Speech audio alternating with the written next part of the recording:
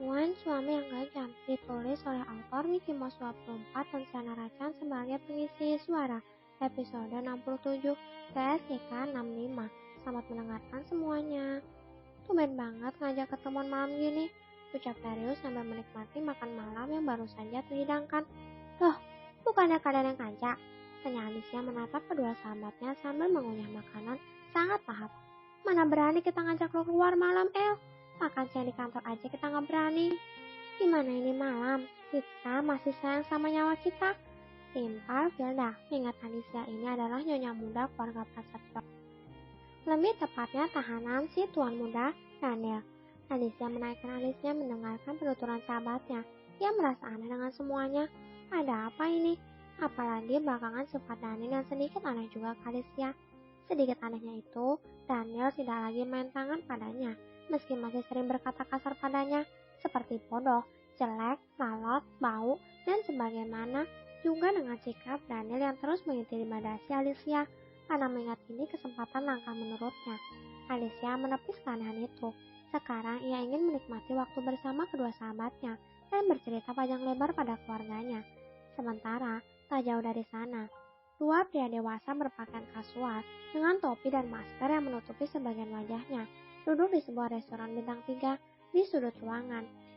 Dua pasang mata tajam kedua pria dewasa itu yang tertutupi kacamata hitam terfokus pada satu titik, yaitu meja bagian tengah, di mana seorang pemuda dan dua gadis yang sedang menikmati makan malam penuh canda tawa. Ada 3 meja perantara di antara mereka. Sial, umpat salah satu pria itu. Bagaimana tidak, seorang gadis yang sebenarnya menjadi titik utama fokusnya itu sedang tertawa bahagia di sana. Dia bahkan tak pernah senyum padaku. Lanjut pria yang mengumpat tadi. Manis, gumam pria satunya tak sadar. Manisnya juga tak lepas dari gadis yang terlihat sangat sederhana, namun aura cantiknya tetap terlihat. Ya, dia memang manis, ucap pria yang mengumpat tadi menyetujui. Sepertian detik selanjutnya, pria yang mengumpat mengalihkan atensinya ke pria yang memuji wanitanya. Pria yang memuji itu pun sadar jika baru saja ia keceplosan dan perlahan dengan perasaan awas, ia menoleh ke arah tuannya. Maaf tuan, maksud saya nyonya muda. Ali menelan luka kasar. Lidahnya tiba-tiba keluh tak bisa mengucapkan pembelaan. Otaknya juga tiba-tiba kosong melihat reaksi tuan mudanya. Meski memakai masker dan kacamata, namun dapat Ali lihat kening tuan mudanya menekuk dalam, tanda mode macan on. Seandainya tidak tertutup kacamata hitam, sekretaris Ali bisa mati saat ini juga akibat tatapan mematikan milik Daniel. Dan Ali yakini saat ini mata tuan mudanya sedang mengulitinya. Ya, pria dewasa itu adalah si sekretaris Ali dan si tuan muda Prasetyo. Mereka sedang mengawasi Alicia, nyonya muda Prasetyo. Lebih tepatnya mereka seperti penguntit saat ini. Ya, beberapa kali konsen Daniel memotret wajah cantik istrinya yang sedang tertawa bahagia. Jadi mau pesan apa tuan? Saut pelayan mulai kesal dari tadi menunggu dua pria dewasa yang berlagak aneh itu. Bagaimana tidak, mereka memakai kacamata hitam di malam hari dan di dalam ruangan. Siapa yang tidak berpikir aneh-aneh akan tingkat dua pria dewasa itu? Malas dari tadi meminta daftar menu makan, namun alih-alih memesan, keduanya malah menjadikan daftar menu itu untuk melindungi aksinya. Daftar menu itu diangkat setinggi wajah mereka, sesekali sedikit bergeser ke kiri, ke kanan, ke bawah, untuk melihat suasana meja targetnya. Saya pesan restoran ini, seloroh Daniel tanpa peduli reaksi pelayan, sebab manik hitamnya sudah kembali fokus ke target.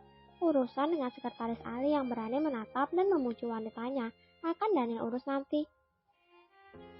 Sementara Ali sudah terduduk lemas dan menunduk, memikirkan nasibnya yang entah hukuman semengerikan apa yang akan diterimanya. Air putih, lirih Ali. Tenggorokannya saat ini butuh air yang tiba-tiba terasa kering.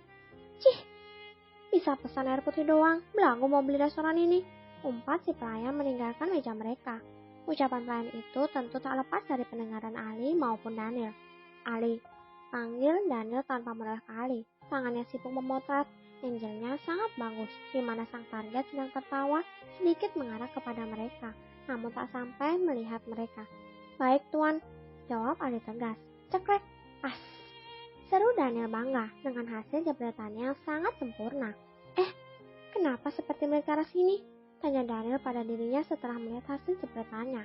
Untuk memastikan apakah aslinya ketahuan, Daniel sedikit menggeser ke bawah daftar menu itu. Dan benar saja, mata Alicia memicing ke arah mereka. Ali kabur! Daniel segera beranjak dan berjalan menuju keluar dari restoran tanpa menunggu Ali. Tuan! Daniel mendesak kasar setelah memasuki mobil. Bagaimana tidak? Ini adalah pekerjaan konyol yang pertama kali Daniel lakukan seumur hidup. Demi menguasai si kecilnya, Daniel rela menyanyiakan waktu dan membuat hal luar nalarnya. Memasuki restoran bintang 3, menyamar, memotret diam-diam, ditambah diumpati seorang pelayan tadi. Ingat itu, Daniel memejamkan matanya dan menarik nafas panjang. Seandainya tak takut ketahuan oleh Alicia, sudah Daniel cincang tubuh pelayan tadi.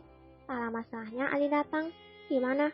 Restoran sudah pindah nama dan pelayan itu sudah mendapat hukumannya. Jelas Ali menduduki kursi pengemudi. Bagus, hubungi Pak Gun. Lanjut, Daniel memerintahkan. Ali segera meraih ponselnya dan melakukan panggilan. Antar nyonya muda pulang sekarang, ucap Ali setelah panggilan terhubung. Tak lama setelahnya, Hilda, Alicia, dan Darius, serta di belakangnya ada Pak Gun dan 2 bodyguard keluar dari restoran. Sampai ketemu besok, pamit Alicia memeluk sahabatnya Hilda. Waktu sesingkat itu belum cukup untuk melepas rindu pada sahabatnya, namun Alicia tak punya pilihan untuk menawar. Baginya, dengan keanehan sikap Tuan Daniel yang tiba-tiba mengizinkan keluar makan malam bersama sahabatnya adalah keajaiban untuk Alicia. Alicia melepas pelukannya dan beralih ke Darius. Namun saat Alicia ingin melakukan hal yang sama pada Darius, 2 bodyguard itu segera menarik jatuh tubuh Darius.